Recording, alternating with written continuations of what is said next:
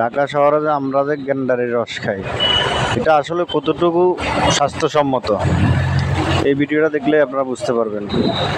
গেন্ডারের ভিতরে অনেক সময় ফোকা থাকে, অনেক সময় নষ্ট থাকে। ওরা কিন্তু এগুলা ভালো ভালো কেটে ফেলাই দেয় না বা পরিষ্কার করে না। এগুলো কি করে, ওরা চামড়াটা ছিললেই এটা মেশিনে দিয়ে রসটা বের করে নেয়। এই রসের মধ্যে অনেক সময় জীবাণু থাকে, থাকে।